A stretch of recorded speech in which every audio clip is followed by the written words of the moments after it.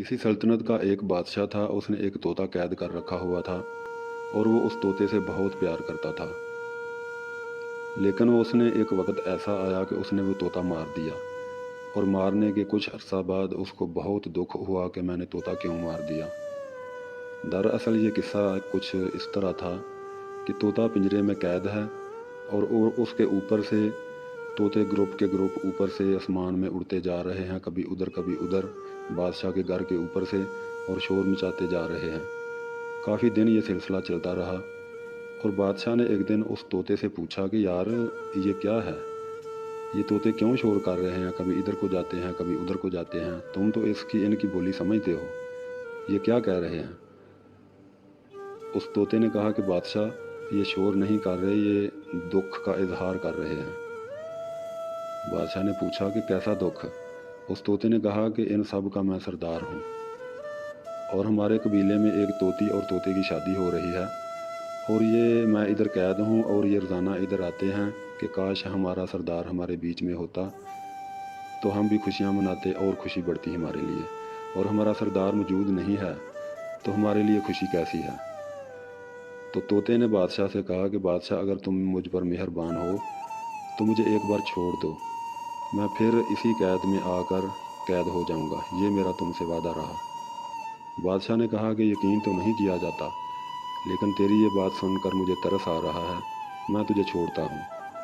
बादशाह ने उस तोते को छोड़ दिया और वो तोता जब उड़ने लगा तो बादशाह ने कहा कि मेरी बात सुन, अपने मुल्क से मेरे लिए को अच्छा सा तोहफ़ा लेकर आना आते वक्त। तोते ने कहा, बादशाह सलामत, बिल्कुल ठीक है, मैं कोई ना कोई तोहफ़ा तुम्हारे लिए लेके ज़रूर आऊँगा। तोता उड़ गया, अपने ख़ानदान में पहुँच गया, वहाँ जाकर शादी की, खुशहाल 4 दिन गुजारे। जब शादी हो गई तो तोते ने कहा कि भाई, तुम अपने अपने घरों में खुश रहो और मैं वापस जा रहा हूँ। उन सब ने पूछा कि क्यों? तोते ने कहा कि मैंने किसी बादशाह से वादा किया था कि मैं शादी करवा के आ जाऊँगा, तो मैं अब जा रहा हूँ।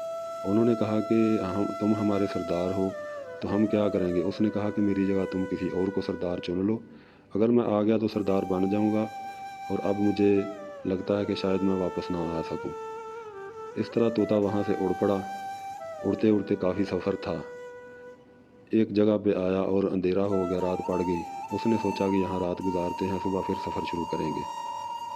शहर के बाग काफ़ी दूर एक बाग था, उसमें जाके तोता एक दरख्त के ऊपर छुप के बैठ गया। और यूं ही हैरान कुन बात ये थी कि यूं ही अंधेरा होता जा रहा है, बाग में रोशनाई होती जा रही है। तोता परेशान हो रहा था कि ये रोशनाई किधर से आ रही है। उसके साथ में 2 परिंदे और भी बैठे हुए थे, वो आपस में बातें कर रहे थे कि कितनी कुदरत की मेहरबानी है कि ये जो छोटा सा दरख्त है, यूं ही शाम होती है तो इसके पत्ते जब खिलते हैं तो इनसे रोशनी निकलती है और पूरे का पूरा बाग रोशन हो जाता है। ये सब उनकी बातें तोता सुन रहा था। और दूसरी बात वो आपस में ये कर रहे थे कि इस दरख्त की इतनी बड़ी खूबी ये है कि इसका फल जो भी कोई खा ले वो फिर से जवान हो जाता है। तोता हैरान परेशान हुआ, उसने कहा कि ये ऐसा दरख्त है। जब सुबह हुई तो तोता वहाँ से उठा और उसने सोचा कि बादशाह ने मुझे तोहफे के लिए कहा था, तो इससे अच्छा तोहफ़ा कोई भी नहीं है, तो ये मैं बादशाह के लिए ले जाता हूँ। उसने एक गुंछा तोड़ा और अपने पाँव में फंसाया और वहाँ से उड़ पड़ा।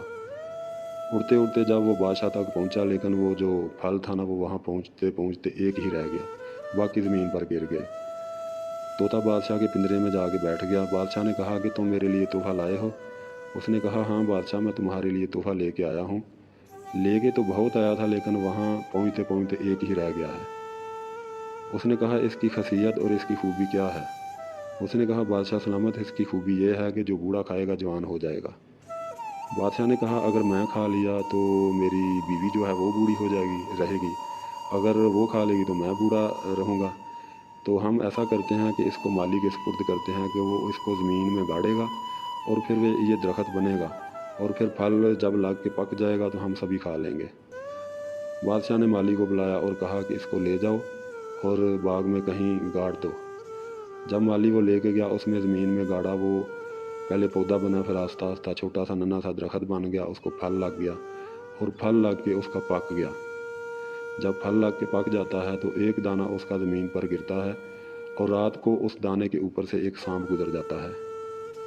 माली जब सुबह जाता है तो वो दाना उठाकर बादशाह के पास आता है कि ये उस दरख्त का फल पक चुका है।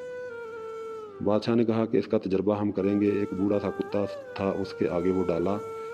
जब कुत्ते ने खा लिया तो कुत्ता खाते ही वो फल मर गया। बादशाह को बहुत गुस्सा आया कि ये तोते ने मेरे साथ दुश्मनी की है।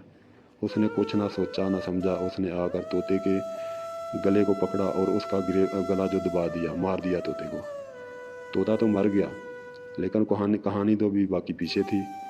तोता मर गया। वो जो दरख्त था बादशाह के बाग में, उसका नाम पड़ गया खूनी दरख्त। कि लोग कहते थे कि जिसने मरना है उस दरख्त का जाके फल खा ले। काफ़ी अरसा गुजर गया। जो बादशाह के माली और मालन थे वो आपस में लड़ पड़े एक दिन घर में।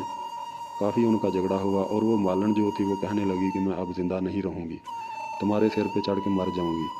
जो बादशाह के बाग में खून वाला दरख्त है मैं उसका फल खा के आज मर जाऊँगी। वो मालन जो थी वहाँ गई, उसने कुछ सोचा ना समझा, उसने जल्दी से वो फल खा लिया। जब फल खा लिया तो वो जवान हो गई। इतने में माली भी, आखिर उसकी बीवी थी, पीछे आया कि कहीं सचमुच मर ही ना जाए। वो भी आके वो जहाँ जब बाग पर पहुँचा, बाग में पहुँचा तो उससे पूछने लगा।